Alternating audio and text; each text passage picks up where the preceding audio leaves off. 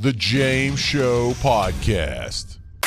We're in the middle of an episode of What the Heck Did Jasmine Crockett Say This Time? And she was speaking in the Texas state capitol on Friday about the biggest story of the day. Even nationally, this is one of the biggest stories of the day.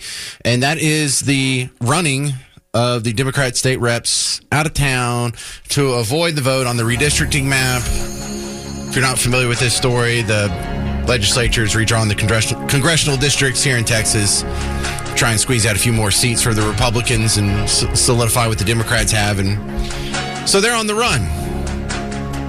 It's being called racist. It's being called unpopular. It's being called an insurrection. Everybody does it. Every damn map in every damn state is almost as bad as our map. Some of them are worse. Some of the worst ones. Go look at Chicago. Go look at Louisiana. They've got ridiculous ones. Just absolutely embarrassingly bad.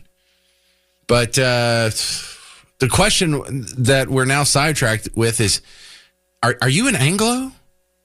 Am I an Anglo? Is Garrett or Sean? Are we Anglos? What's an Anglo? She used this term. Let's just pick it up where we left off. Would look like the fact that only 39% of this state is Anglo. So how in the heck do we have 60% of the seats that go to D.C. are going to be decided by Anglos? That's the math that doesn't work. We need to flip the numbers so that people of color, no matter who they vote for, if they decide they're voting for Trump, and you're right, because of the 13 democratically elected seats in the state of Texas, one of those seats was a majority white seat. That's it. Everybody else, it was people of color that sent us to D.C. But when we look at the Republicans, of the 25 seats, 23 of those seats are Anglo majority seats. 2 of those seats, Latinos are the ones that chose. And I don't have a beef with that. Like, that's who they elected, and that is perfectly fine. So they have 2 Anglo seats that are Republican. 2 Latino opportunity seats that elected Republicans. That is perfectly fine. People vote for who they vote for, but don't divide our communities and dilute our voices. And that's why we're here. Because we feel like we're being diluted because we're packing black folk, or the bill author mentioned that there's some district that went up to over 70-something% Latino. That is packing. You don't need almost 80% Latinos for that district to perform as a Latino opportunity seat. Latino opportunity seat, as if the purpose when you're drawing maps is to make sure each color has a few seats that it has a representation majority in. What the heck is...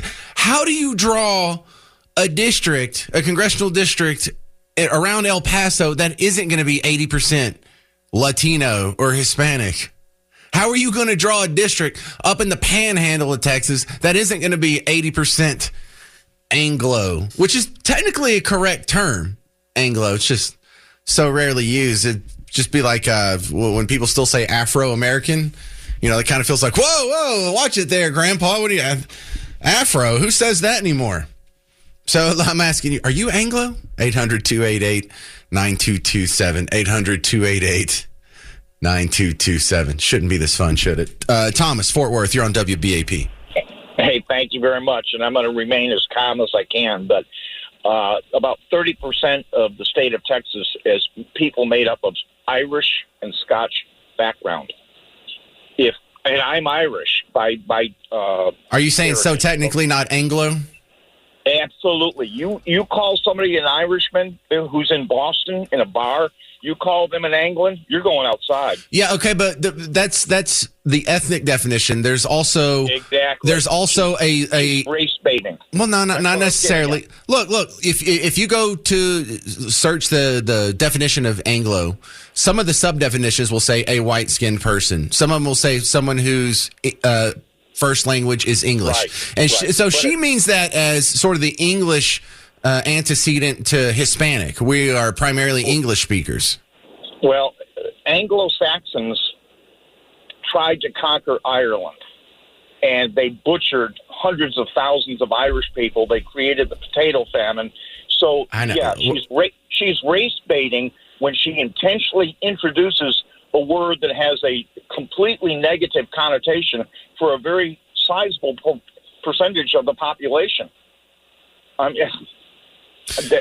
just the reality of it. And she said, "Well, we don't want to divide anybody." I am not that offended by the term. I think it's funny because it's more anachronistic than incorrect. Because if you take one of the selective definitions of the many uses of the term Anglo, she could be correct. And I don't think everyone's going to see it that way. But I have always wanted for there to be a term for non-Hispanic white people, because there's some white people who are Hispanic, like my Miss Parker's mom is a white Hispanic. She has blonde hair and blue eyes, but her parents are both from Mexico, and she grew up speaking Spanish in the home, so she's technically Hispanic. But is that what she means as white? No, she means the Anglos, the Anglo whites. Yeah, so, I look at it this way: if you were born in this country, you are an American. You bleed red. Well, I know. And it shouldn't go any further than that.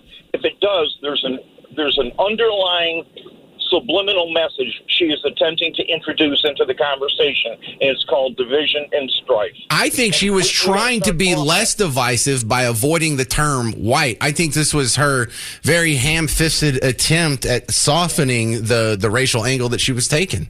I get what you're saying, though, Thomas. Brian in Dallas, you're on WBAP. Go. Hey, sir. Couple things. Makes me crack up. What do you think the over and under is that the regular media is going to pick up on her using that word Anglo? And then no one's going to care. The media's not going to care. No. I don't know. They all have their same talking points, and so they may be picking up. I do agree with what you said at the very end there about her trying to soften the blow a little, because she's very bomb thrower as far as throwing out the race card. And then I think she's probably with that clip that you played there in line for the new word salad thing. But the other thing that I really wanted to mention was when you play the song, when she says when the song says she's queen of the liberal tears, of the what? Queen of the liberal tears. Tears, like crying, like liberal tears. Yeah, okay. Cartman loves to drink liberal tears. I love the idea, but I have listened to that song ever since you started playing it, and whatever I have, and I would kind of half wonder if anybody else does. I don't know what the guy was ever singing on it. So, hey, maybe we cleared it up. Maybe a lot of people agreed with you and didn't know what he was saying, and we all just found out together. Brian, you're welcome to make a replacement intro for the Jasmine. What the heck did Jasmine Crockett say this time? No, I can't do it. Come on. You can probably sing just fine. I'm terrible. Terrible. Right. Anyway, thank you. Thank you very much, Brian in Dallas, and let's hear it one more time. Jasmine Crockett, queen of the liberal tears. Bleach blonde, bad built butch body, Governor Hot Wheels, and he is a hot ass mess, honey. Queen of the liberal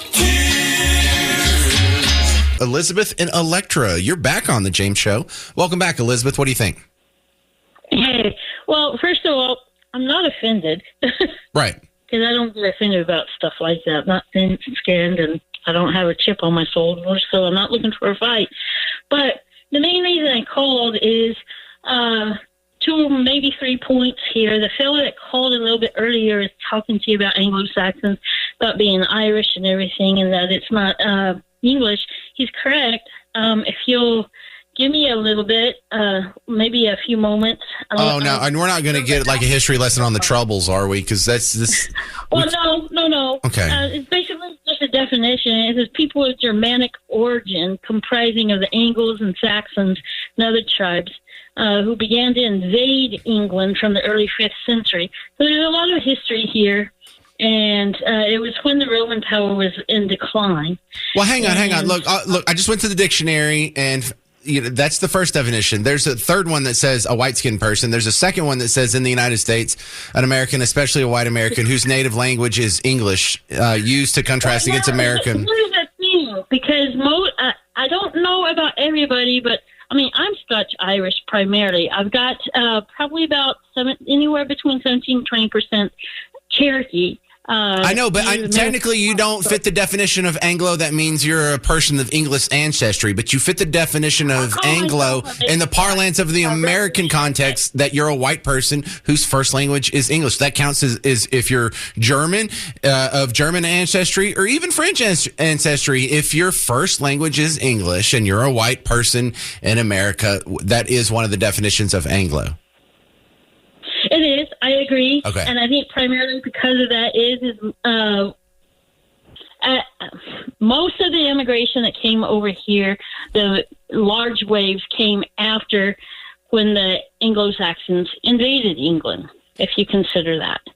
So, I mean, I guess technically it does fit, but you got to consider those peoples who are of other white races that were actually taken over. Elizabeth, you're taking this way too serious. We're just having fun with what the heck did Jasmine Crockett say this time, and now we're going all the way back to Alfred the Great, and we're just having fun. It doesn't have to be 100% literary correct. I'm a big history buff. I guess so. Well, that's a fun discussion if we had more time. I just got to keep it moving. And good to hear from you again up in Electra, Elizabeth. I recognize you now. Sure. Thank you. All right, next up, this is Andrew in Georgetown. You're on WBAP. I think we should throw it a totally different way and come up with Anglo crackers and come up with a recipe. Sounds delicious, actually. It sounds like it goes with like really expensive cheese that you buy in like the shelf of the grocery store that's sort of segregated from the rest of the cheese. Just throw it right back at her. I mean, really? I mean, I'm in construction, man. I love when they call me gringo. You know, come on. That's so freaking stupid. We've lost the some of the good things that we used to be called. Remember WASP? Remember when that was a thing when we were kids or younger? We were called WASP for a while, White Anglo-Saxon Protestant. You remember that? Yeah, I do. Yeah. I'm almost 60, so. No, then you definitely remember. I think it's wonderful. She thought that would upset us. No. Well, I was also hoping honky would catch on, and not as or even honky. Yeah, but not as like a derogatory used against us. But you know how black people can call each other the N-word back and forth. I thought that would have been cute if me and Sean passing each other in the hall. What's up, honky? And it's just a stupid sounding word. If we come up French cheese. So I like the Parmesan that's not already in like the crumbly dust. I like it when it's a block, and then when you try and cut it, it just comes off in like chunks. So I like that that real brittle Parmesan. And then there has to be a jelly where I don't even know what the fruit is, like a date. Like I don't know what a date is. If you had some date jelly, I'd probably like that. And then a very thin slice of jalapeno pepper on top of it for a little spice. All right, dude, your show is so freaking awesome. Oh, well, then 7 points for Andrew in Georgetown. He gets a touchdown there, Garrett. We're keeping track here. Thank you, Andrew. Flattery will get you everywhere. Well, with all the violence against ICE agents, whether it's throwing bricks at them in Los Angeles or shooting them in Alvarado and McAllen in Oklahoma, a lot of negative media coverage and calling them the Gestapo and literally Hitler. No big surprise here that they're having some recruitment issues. An immigration attorney who's regularly on the James Show, Susha Modi's back on. Welcome back, sir. So talk about this shortfall in ICE recruiting. How does this affect? Let's start with legal immigrants first, Susham. Inviting me back on. Honor to be here. The big beautiful bill that was just passed is really where it starts in terms of recruiting ICE agents, and they're looking at a massive increase of ICE agents. So just to put it in perspective, there's around 20,000 ICE agents now.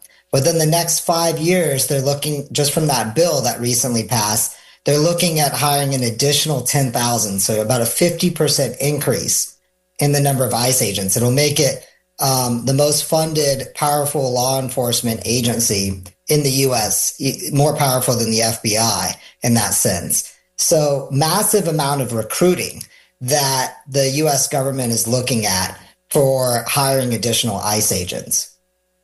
All right, that's a lot. Is there like a time stamp that they put on this? They're going to hire 10,000 over the next 2 years, 5 years? Within the next 5 years. Okay. Well, I'm glad we have a secure answer on that. Does this slow down the process for legal immigrants?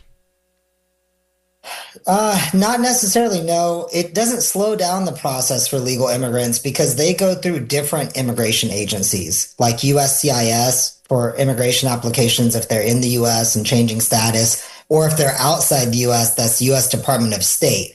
Now, it doesn't slow those down, but what I will say is maybe a lot of people are in a certain status here and they're more afraid, right? Because there's the increased ICE agents. So we see more applications to USCIS. So for example, if you're a permanent resident in the US, like a legal permanent resident, our firm is seeing a huge increase in naturalizations to apply for citizenship.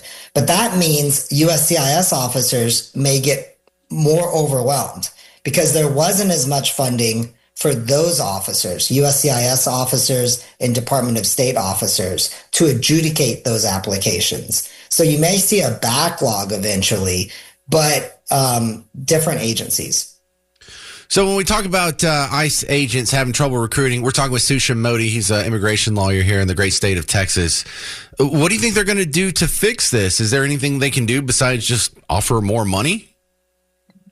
I think that's the biggest thing that they're doing. And it's a lot more money. So, I think it's around 50,000 to 90,000 for new recruits. And then like if they're returning, then it's like 130 to 180,000 approximately, with up to a $50,000 sign-on bonus. So you're seeing huge amounts of money being sent here to ICE agents.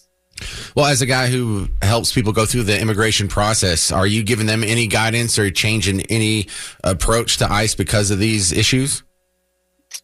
And it's not just the increase in ICE funding, but including and we talked about this a little bit on the last show, but including the way that they're targeting individuals. And that's where we're seeing a big amount of protest, because they're not really going after the criminals. So just objectively, because it's a records request, over 70% of the individuals that are being picked up have no criminal history whatsoever. And so that's making a lot of people scared, even if they're legally here. Like permanent residents, for example, that have no criminal issues that might be protesting, like the Gaza issue, for example, or have really minor criminal crimes that shouldn't trigger deportation proceedings. You're seeing a huge amount of fear. And that's where we're seeing an increased amount of consultations, increased amount of fear, even if people have pending proper applications, and an increased amount of just cases generally. Because people are trying to make sure they're getting everything done the right way and as quickly as possible. All right, Susha Modi, I appreciate your insights once again on the James Show. Thanks for being a part of the program. My honor. Thank you for having me.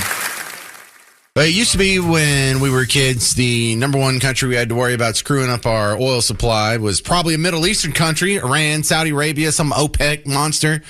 Now the number one country we hinge on that could really jack up our oil prices happens to be our neighbors to the north, the little top hat of America we call Canada.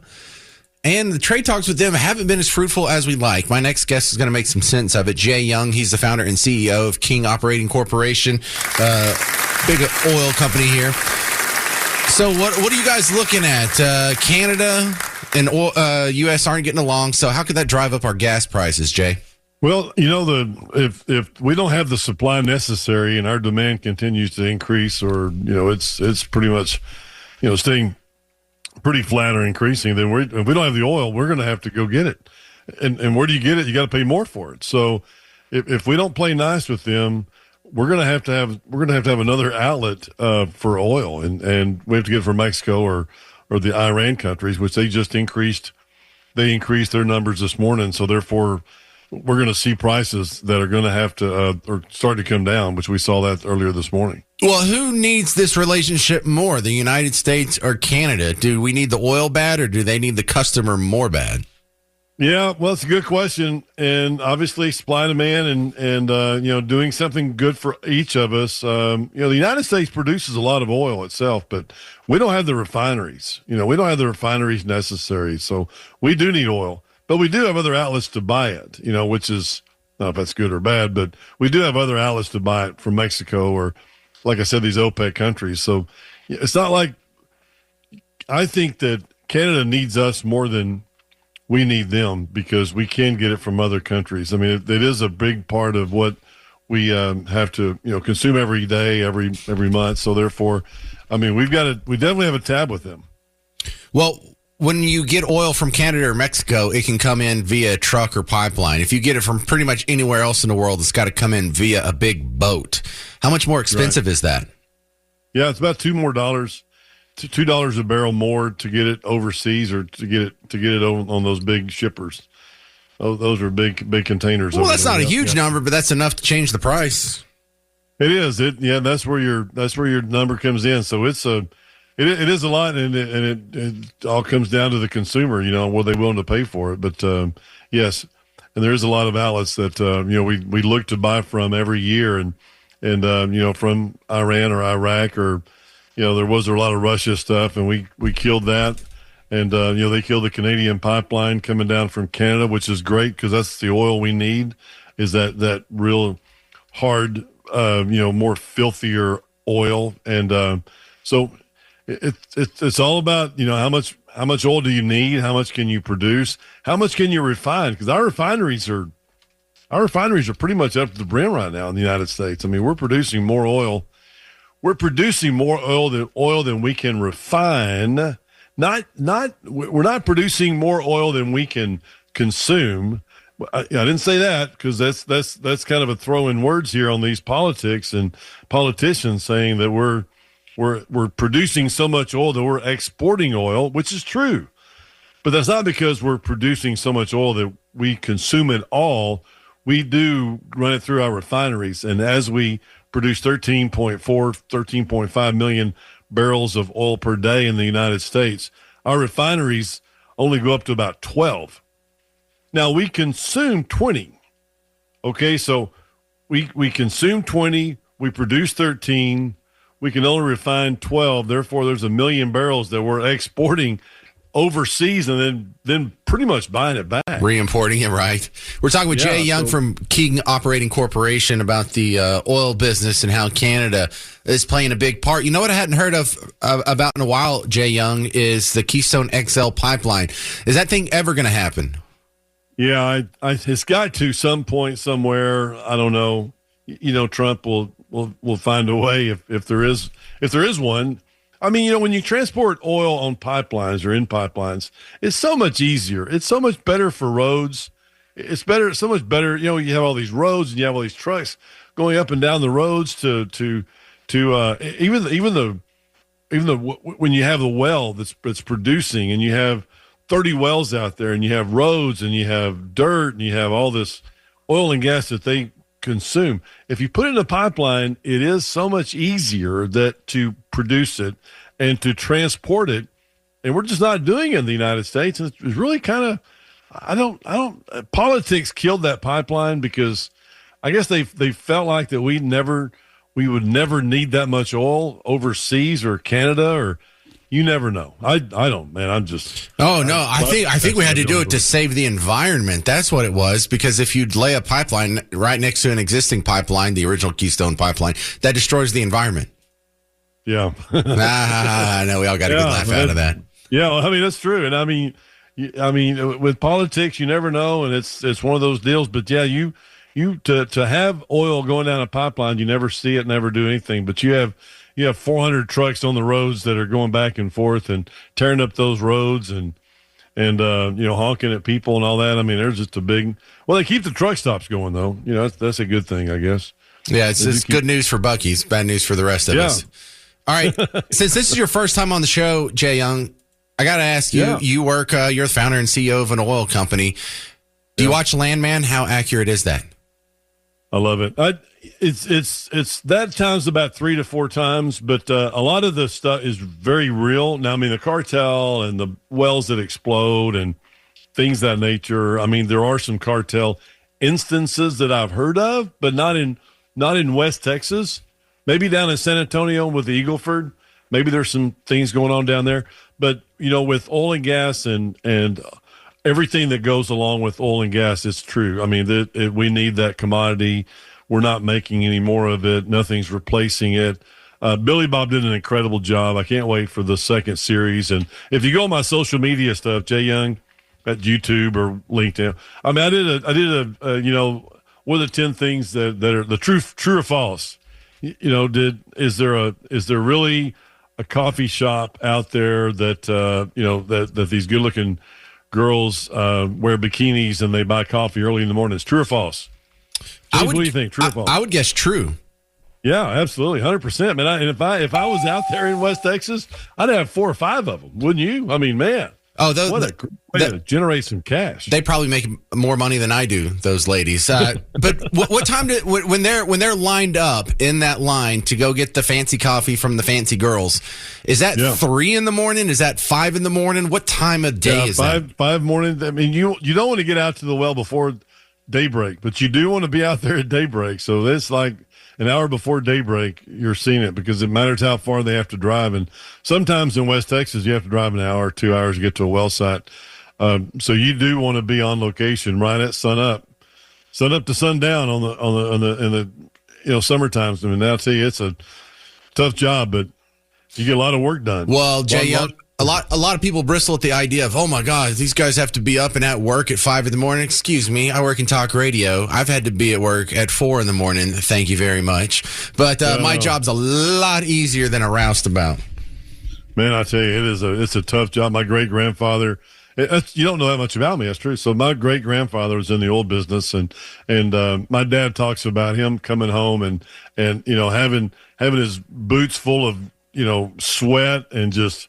I mean, hard, and those guys' hands were, 3 times our size because they work with their hands all day long, and these guys are just huge men that work outside and work oil fields, and nothing's. I mean, they do work, and they are hard at it, and he had 12 kids, I guess, because you do 2 things: you work and you don't watch TV. But anyway, so therefore they had 12 kids, and. But if you're a man, you're in the oil business, and if you're a woman, you're married to the oil business in my family because, hey, it's all about the oil business, and it's an incredible business because you can. One of the things they did say in Landman is that, people can make $100,000, $150,000 a year, finish 6th, 7th grade, and make that kind of money in the oil field because all they want is hard workers. They want people that are incredible people that are. You can count on them, and if you'll do that and you work, man, you will make a lot of money in the oil patch. But one or 2 times out, and you're done. But there's a lot of great work to be done out there, and there's a lot of great people that make those kind of money. My granddad did the same thing, and my dad got out of the business in one of the ups and downs of the oil business, and he told me never to go in this business. Don't ever go in this business. This is could kill you in the oil and gas business because you don't want to, go in the business and lose your job. Like we all had, but I didn't find myself into it for the first few years out of college, but I did find it, and it's a fascinating business, extraordinary business. I mean, it really is, about the oil and gas and where to go look for oil, how to put it together. I wrote a book called. The upside of oil and gas investing because I wanted investors to know that there is a different way on how to invest in oil and gas because there's a lot of different ways, and that's what people don't understand. There's people that can do it the right way and the wrong way, and I just kind of give you an education. So that's on my website as well, the book. All right. Upside. So Jay, we'll have to have you back on the show. We're out of time for now. You can check out his website, kingoperating.com. This has been Jay Young, founder, CEO of King Operating Corporation. Coming up next on The James Show, you're going to hear why the Corporation for Public Broadcasting, it's shutting down. It's a total reason for a party. And if you're looking for a party, you can get tickets to Brian Kilmeade's History, Liberty, and Laughs tour coming to the Winspear Opera House. It's the big one here downtown. He's going to be in town again Saturday, August 23rd. Win tickets from us. Text Liberty to 800-288-9227 to win Brian Kilmeade tickets August 23rd, downtown Dallas. Text Liberty to 800-288-9227. Or if you want to go ahead and just outright buy your tickets, go to attpac.org. The James Show Podcast.